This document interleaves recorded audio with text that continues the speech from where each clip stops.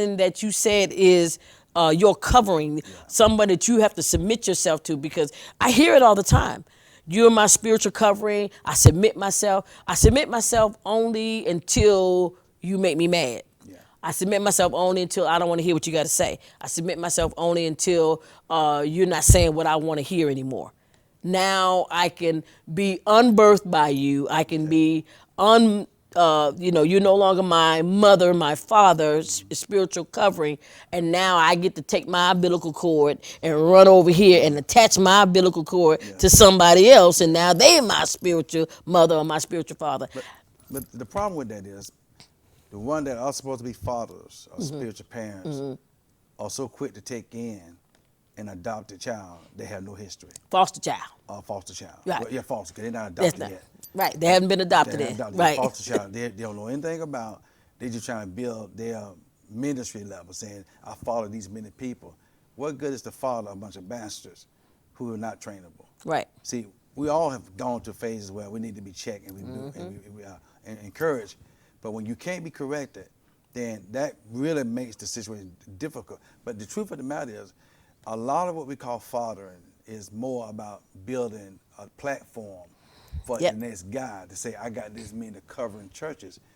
I have pastors I've actually been fathering to that had nothing to do with the covering. In fact, I've told people, I don't want you on my covering. I don't have a covering. Right. God's my covering. All this covering is covering nothing but covering. Right. So in order to stop the covering foolishness, it just say, if you need someone to encourage you as a pastor, I'm willing to do that. Right. If you have to be a father, that's a whole different level. Right. So don't come.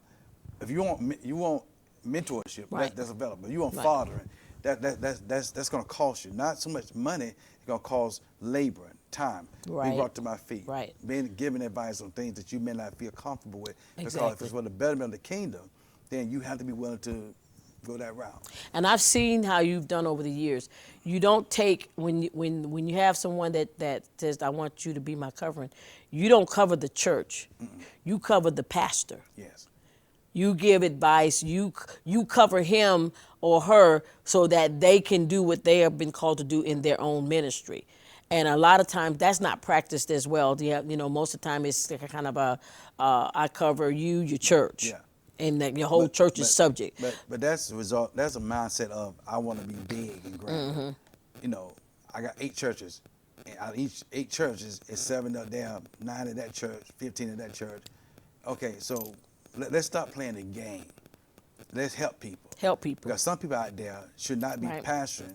They should be, a Caleb or Joshua in the house with you. Right. Send them out as evangelists to help build the Right. church that you're in. Right. How are you going to cover someone and you not covered? So Right. it's kind of like it has become not a support system. It become a systematic situation Like gaming. of gaming. And everybody walking around with a I don't know. That's right. Okay. But at the end of the day, I think my thought going into this is that's why we see the movement that we see where today this person is covered by this person. 6 months later, they covered by this person. They hang there for a year and then they're covered by this person.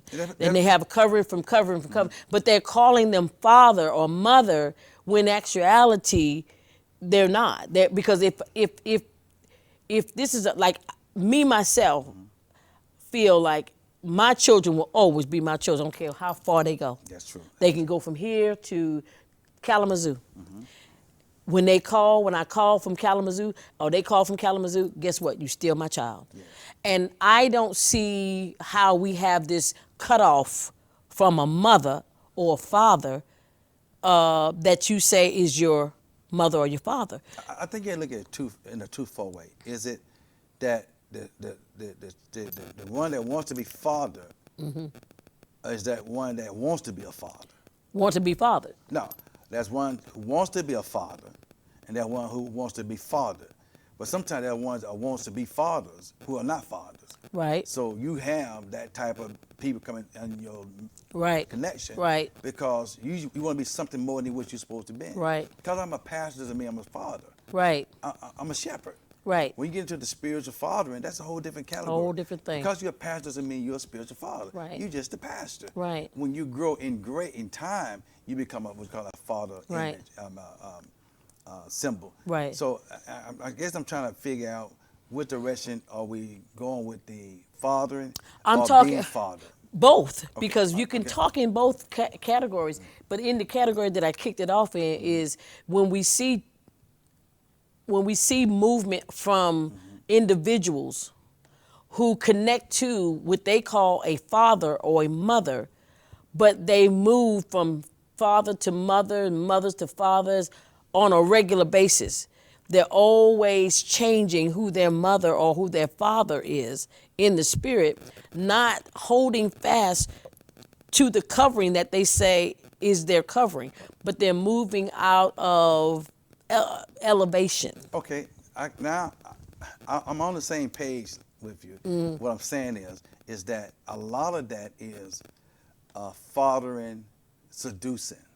Yeah. Other words, you know this person is connected with this individual. Right. You so busy trying to, it's kind of like initiation, trying to get you in my gang. I want you to be on my side. You know, well, normal gang don't switch gangs. Right. You know, just the church does that. But what it is trying to build a reputation or have a fellowship. Right. It's not about fathering. It's about building their own kingdom. Their own kingdom. Right. You know, in these Because days, this is what like what you're saying, this is what would happen in the natural. If a child came to my house that was their mother and father live over there, if they come to my house with their little suitcase like they moving in, I want you to be my mother, father, I'm gonna send them where? back home. I'm gonna send you back home. Yeah. In the spirit, we don't do that. In the church, we don't do that. The reason why, because we're trying to build a platform or we're trying to get residual. And we justify it by saying, well, everybody is not a good father or good mother. But if you don't know that to be true, if you don't know that and you're going on what we call hearsay and gossip, then you should do what we do in the natural. Send people back to their mother and their father, especially, and because most kids, when they're disgruntled with their parent, they don't go and tell the person that they're talking to the good stuff about their parent. They talk their parent down. They always getting on me. They always doing it. I don't like what they do. That's what kids do. When you have a good parent that's dealing with their child, rebellion, disobedience, it's not gonna, sedition. Some kids are just straight mean And manipulate. and manipulators. And when you have a spiritual parent who's dealing with that, then you got to know that that spiritual child is going to come to someone else with a whole nother story, a whole nother twist to it. But because we are not walking in discernment or we're not walking in wisdom, we receive them and say, well, yeah, because I understand. No, we should not understand in every case, because every person that's moving is not moving away from good parenting. And I've had in the history of this fellowship here of individuals, normally it's ministers, normally it's other ministers. Yeah. They'll come here saying that, you know, the Lord let them be here. And I found who's your former pastor? And if it's a local pastor, well, listen, you go back to your pastor. Yeah. Because he was good or she was good enough at the time, Right. and she was good enough Right. at this time. Right. But the problem is that it really, with the fathers, so-called fathers, because a real genuine father, like you said, if somebody knocked on my door and said, I want you to be my dad, wait a minute, I don't know your mama. You know, I mean, you know, Who's your parents? Who's your parents? And then try to see. Like, Yeah. you want to take them in, but then we're in the church, we take them in because we're trying to fill a seat and we're trying to draw an income. If they're pastoring already, now you think about they'll come to your conference, you start making all these conferences, settings and stuff like that. It become a money scheme. So these young individuals do not ever get fathered. So they start reproducing or start mimicking what you have done. Right. And then they start saying they fathers, and they only been passing a year, now they're gonna be a father. How you gonna father if you haven't came out your diaper yet? And then because now I'm heaping to myself my own thing, you know, we recreate those same type of children. It's like babies having babies. Yeah. You know, when you have children that have children, in the natural, you have immaturity going on in that house. We've seen it in the natural. When you have a small young girl, young with a child, she does very silly things. She does, or the young man does very silly things with their children. They mishandle them. A lot of times they have them in places they're not supposed to be. It's out of immaturity. They feed them the wrong stuff because they really don't know quite how to do what they're doing. So in the spirit, it's the same thing. When you have an immature person heaping to themselves because they've been rebellious against their mother and their father, when they now go out and beget children. So basically, when mothers and immature mothers and fathers or disgruntled children go out and bring to themselves, beget children of their own, they create these immature as well, Christians and children. So they beget one another. I'm rebellious. I won't submit myself. I will disgrace my father and my mother in the spirit realm. And I don't know why we think we get away with that, because we won't.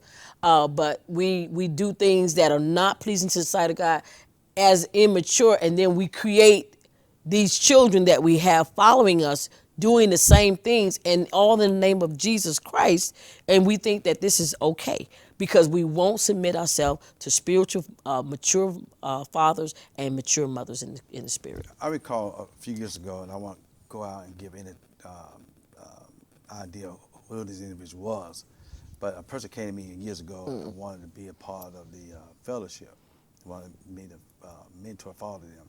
And I told them, well, I couldn't do that because you need to go back to the place you came from. And this is a pastor himself. I said, you need to go back to the place where you came from and kind of make things right with them. Right. And then that person never came back. And they went from not doing instruction I gave them. So if you're not willing to follow instruction as not being your father, how are you going to follow instruction as your father? Right. So that was a test of my position to say, I told them, I'm not hungry for people being part of my fellowship. And I think what's went wrong with the church is that we didn't go with the father mode. We went to the fellowship mode. We're trying to build fellowship, not fathering. Right. Exactly. So that means the more church I got, I was supposed to be y'all this grand. So that's why the fathering had became of less of importance. We Right. call it fathering, but the fathering really was about you joining my Building fellowship. Building fellowship. And so if they had done what you said to do, asking you to be their spiritual covering or spiritual father, Yes. if they had done that, then when they got in the ministry or on your covering, so to speak, they would have done the other things. Yeah. But by them not willing to listen to the instructions even before you get in, you're not willing to be submitted. You're not willing to follow instructions. No way in the world were they going to follow your instructions. As soon as you said something they did not want to do or say under your covering, they would have parted. This even now in the public, it's obvious that they're not going to be able to be fathered because they the spiritual director there. So I've learned to let people have it. Yeah. I tell pastors all the time, Yeah. I'm not interested in fellowship. I'm not interested in fathering no one. I'm a spiritual father to the one that 10 world changes. Right. And all of them have to be willing to be fathered. Right. I'm too old trying to make folks do right. Right. If you're going to do what God called you to do, you're going to do it. But when it comes down to the fathering, and the sons and the daughter, it just got twisted because of the, I call it a pyramid. And people don't like to say this and believe this, but they have made the fellowship and the fathering, mothering. I have to keep saying mothering because we have women pastors or women leaders. But we have made this a pyramid scheme. We have made it where you have no regard for how this person came to you, How they living. how they living. As long as they can pay up. Exactly. As long as they can pay up, we don't seem to have a care for their soul.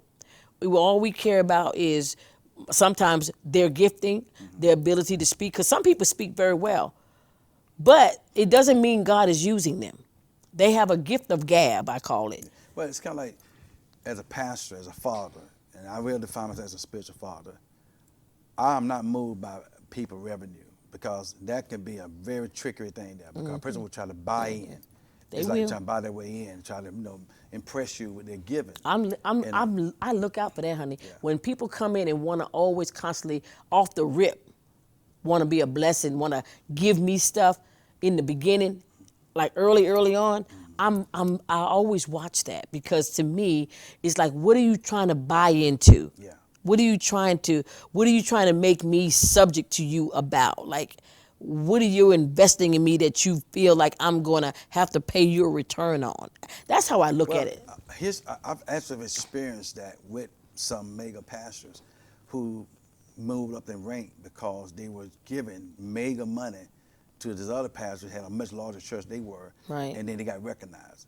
To me, now That's that horrible. is strictly the enemy, because is. in other words, you now being prostituted for this thing here. Instead of honestly accepting me who I am, I got buy in. I've met so many pastors have done that. They're trying to buy their way in. They want to be a part of something, and they're not being fathered. They're just being name attached. Right. I'm a part of this fellowship. And because the moment you can't pay, Yeah. there goes that place that you stand on, because you pay for that spot. But when you can't pay for that spot anymore, guess what? Yeah, I know what, this is facts, and I'm not going to call that name, but when you've been in ministry for almost 40 years, you see a lot, you understand a lot. Right. Well, that was a part of one to make up fellowship, where if you could become a board member as a pastor if you paid $10,000 annually. So you'd be on the board. But that doesn't make that person a board member. No. And then that doesn't mean that they're going to be to the best interest of that board. Yeah. And so that's what I mean. And I made a little note here too, is that people need to get healed from brokenness. Yes. Spiritually healed from brokenness, so that when they are father or mother, that they will not break that tie. But when you constantly are out searching and looking, always attaching, yourself to someone as their child. Yeah. And everybody, you come in, everyone who's nice to you, I call that foster child mentality. Yeah. Everybody that's nice to you becomes mother, becomes father, because you're desperate for that relationship, because it's coming from a place of brokenness. A place of brokenness, either in the natural. This happens with Most of it's in the natural. Most of it's in the natural, because most of us operate out of our life in the spirit realm based on what happened to us in our natural life, right?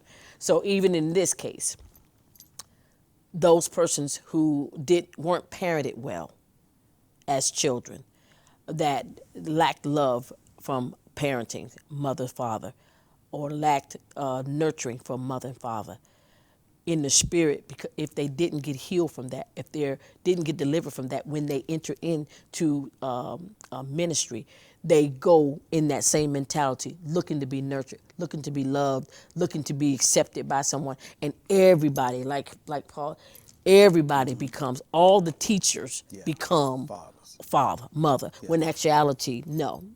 There are a lot of people out there teaching a lot of things, but that does not make them your father. But as coming up in ministry, that was one of my desires, is to be able to find my spiritual father, because my natural father died as a young kid, as a toddler, so I never knew my natural father. So all my life, I wanted that male factor in my father in my life. Right. Coming to the church was an opportunity to get that. Right. So it's like I found myself at this person's feet one time, at this person's feet the next time, and then I realized this is not what I'm looking for, because what I'm looking for is someone who I am willing to submit myself to. I am willing to take advisory from, because I want to do this thing right. The day that you cannot be willing to take advisory from a person you claim to be your father, then that says a lot. So we have to change the definition of father. Right. Most of them looking for a friend. Looking for a friend. Yeah, looking for a friend. Looking for friends. Yeah, looking for somebody that we can kick it with, somebody that we get along with, somebody who on your, what you call, we see things alike. You'll never see things alike with your spiritual father. He sees beyond what you see. Right. You see 2, he see 8. Right. And but you're more focused about, see, you lose focus because you're trying to make the spiritual father be your friend, so you can brag and say you got a relationship with him. And let me just tell you this too, every spiritual father or mother does not have great wealth, doesn't necessarily have a huge ministry or a growing ministry. Spiritual mothers and spiritual fathers may be in very humble places. I give you an example. This is a very known story. Juanita Bynum, Oh, yes, in her heyday, she testified about who her real spiritual father was. Well, because he was a small ministry, when she got a chance to connect with T.D. Jakes, she went to Jakes. Mm-hmm. But her real spiritual father was that little small 50-member, 75-member church. If he had that, I If he think. had that many. Sometimes we think we outgrow our fathers. Mm. And we think father is a general thing. I mean, you become a general. You go to this father, he's a general. No, we're all fathers. Right. One father may have 10 kids. Right. One father may have 100 kids. Right. He's still a father. Still a father. But are they your father? Is he your father? And a father will touch your soul. If you let him. He will touch your soul father will where, touch your soul, you know, another teacher is just very surface with you. Mm-hmm. And this thing about teaching, you can change classrooms anytime you want to with teachers. Like I said, with children, spiritual fathers, spiritual mothers, no matter where you go, they're still that. Would you not say that's the difference between an average teacher and a professor? It definitely is. Okay, so what you get in high school versus a professor in college is two different things. Yeah. The professor, Right. it's just how you, How you view it, right? Half full, half empty. Right. The point I'm trying to make is attaching to a big name ministry doesn't mean you great Right. or you're gonna become great. You Yeah. announcing him, and he's not announcing you. What is the announcement? Because he don't even know you. And even if he does announce you, Yeah.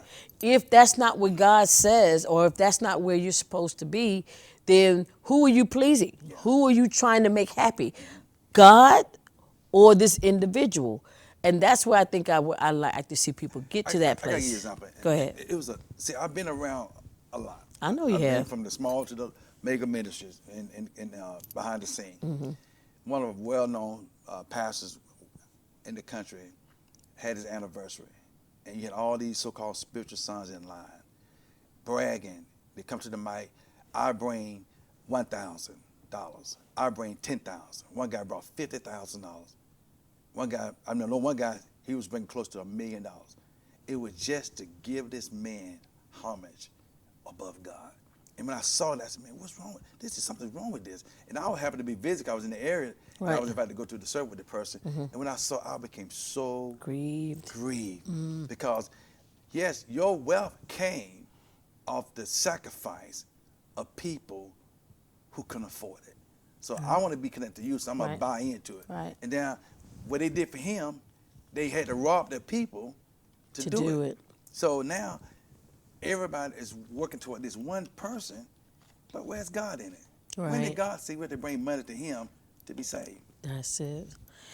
But that good fathers won't allow you to Won't do allow that. A good father, you know, you and I are Now, in that service, this is the first time I've been in church. On a Sunday night service, I saw them raise $5 million, literally. And first I was blown away by the amount of money came in there. But this was given to this one person, not the fellowship, to him. wow. And you could tell there was a bragging within themselves. The one that gave big money, the one that gave $5,000, $10,000. He thought he was doing good. Then the guy came $30,000. And he shrunk. Then the guy came in $50,000. He shrunk. Then the number kept going up. So it's like they strategically put the lower numbers at the beginning and brought the big numbers at the end. And that's when I said, Lord, if that's what ministry is all about, Yeah. I resign today. Yeah. Because that wasn't God. It wasn't. Now, there's nothing wrong with blessing the man of God. But somewhere there was a mandate. There was a bragging. It was a and mandate there was for a him to do yeah. this. Who gonna be the biggest giver? Yeah. And fathers won't allow that. Not real Fathers fathers, won't. I feel bad with my natural children Yeah. trying to give me money. Like, Yeah. Y'all hold that. 'Cause Yeah. I know y'all gonna be in need this week. You know, why you sold that? You know you're gonna need that money back. At the end of the day, I guess this is where I kind of close it out a little bit. Thank you again for being here at the round table. Please let me come back. Please come back, because you know we're going to talk about that other topic that I brought up.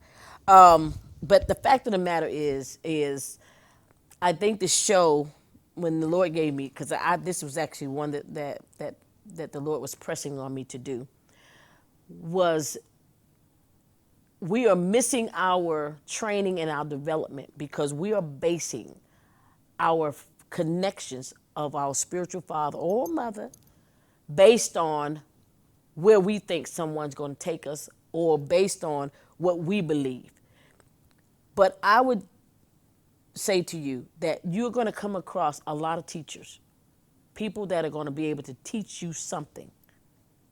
The Bible says here there could be 10,000. But Paul says it clear. You're not going to have that many fathers. So you find yourself going through a whole lot of mothers, a whole lot of fathers.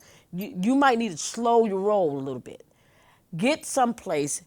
Allow yourself to be healed from the brokenness of childhood, of being mishandled in spiritual ministry, in ministry by your spiritual parents, so that you can connect truly to your spiritual father or mother, that they may train and develop you for what you're being called for. A lot of us are walking in what we say we're called to do, but we're walking with the wrong people. We're walking based on what we see, and we're not walking in based on what God has spoken. And so I wanted to bring this topic out. In your private home, you can see this, hear this, and don't have to feel no kind of way.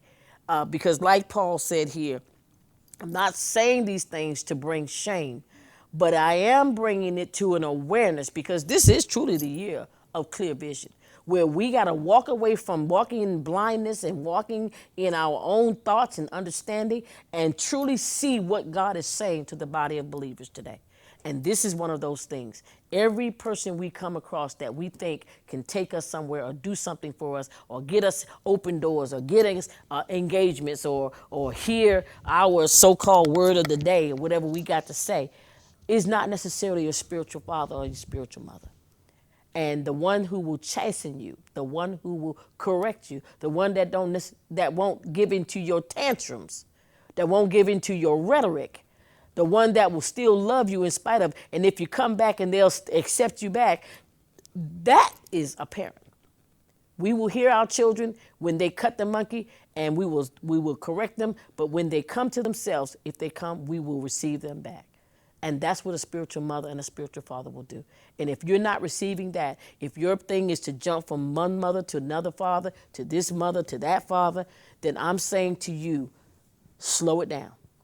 You are just either being used by others and you're being mishandled by yourself.